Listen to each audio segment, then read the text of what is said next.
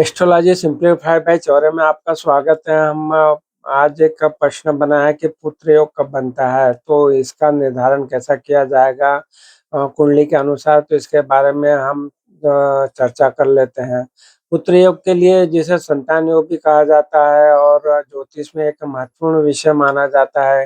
जन्म कुंडली में संतान प्राप्ति की जो संभावनाओं को देखा जाता है। ये जो जो देखने का इसमें रहता है कि कुंडली का जो पंचम भाव है, उसके स्वामी जिसको पंचमेश कहते हैं और उससे संबंधित कारक ग्रहों को देखा जाता है। तो पुत्र योग कब बनता है, इसके लिए प्रमुख जो ज्योतिषीय पहलू हैं, उनके क्या विचार करना चाहिए। तो जैसा बताया हमने कि पंचम भाव के बारे में बात करें, तो कुंडली में जो पंचम भाव है उसको संतान भाव कहा जाता है और पंचम भाव के स्वामी को पंचमेश का बारे में बात करें तो ये जो है शुभ ग्रहों के साथ हो तो पुत्र प्राप्ति के संभावनाएं बढ़ा देता है। और शुभ ग्रहों का प्रभाव के बारे में बात करें तो जो शुभ ग्रह हैं बृहस्पति, जो गुरु जिसको बोलते हैं, सूर्य और मंगल जैसे शुभ ग्रहों का अगर प्रभाव कुंडली का जो पंचम भाव होता है, पंचम भाव है या पंचम भाव के स्वामी पर प्रभाव पड़ेगा तो पुत्र योग की संभावनाओं को ज्यादा बढ़ा देता है।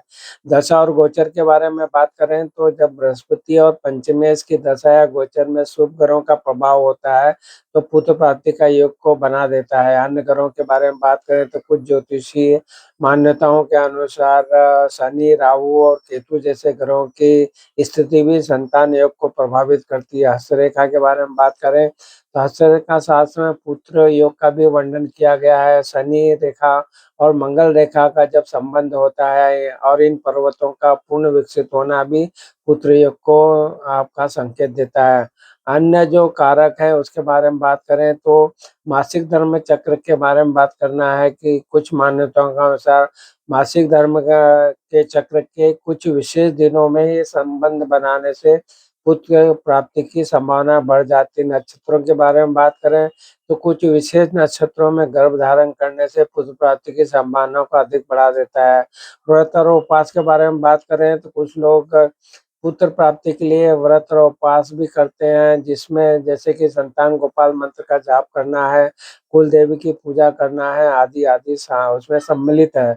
और निष्कर्ष हम यह निकालते हैं कि पुत्र योग का निर्धारण कुंडली में ग्रहों की स्थिति, दशा, गोचर, हस्तरेखा के आधार पर किया जाता है और इसके अलावा जो पारंपरिक मान्यताएं भी पुत्र पुत्र की जो प्राप्ति में भूमिका निभाती है। यदि आप पुत्र प्राप्ति के लिए ज्योतिषीय मार्गदर्शन चाहते हैं तो किसी अनुभवी ज्योतिषी को संपर्क में आपको आना होगा।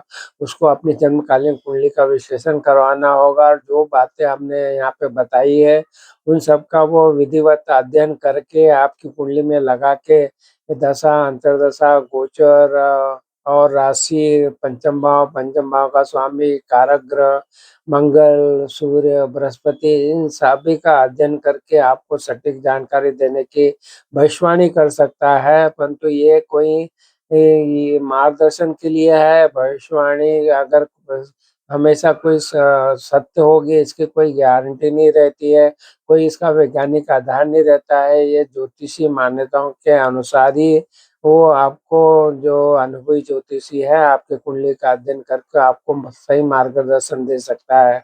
तो ये जो हमने चर्चा की है ये आपको जरूर पसंद आई होगी। आप ज्योतिष के में जानकारी रखते हैं, ज्योतिष में विश्वास रखते हैं तो जरूर अपनी जन्म कुंडली का अध्ययन करवा के आप वो जो बातें बताई है उसका वो सटीक कुंडली में लगा के आपको सही मार्गदर्शन दे सकता है। आपको हमारे वीडियो पसंद आ रहे हैं तो वहाँ उपलब्ध सभी वीडियो जो हैं वो आपको लाभकारी सिद्ध होंगे। आप ज़रूर उनका वीडियो को देखिए और लाभ उठाइए और हमारे चैनल को भी सब्सक्राइब कीजिए। अगर वीडियो पसंद आया है तो ज़रूर उसको शेयर कीजिए जिससे सब कोई इसका लाभ उठा पाए। आपने हमारे चैनल को सब्सक्राइब किया, वीडियो को लाइक और शेयर किया, इसके लिए आप सबका बहुत बहुत धन्यवाद और प्रणाम प्रणाम प्रणाम।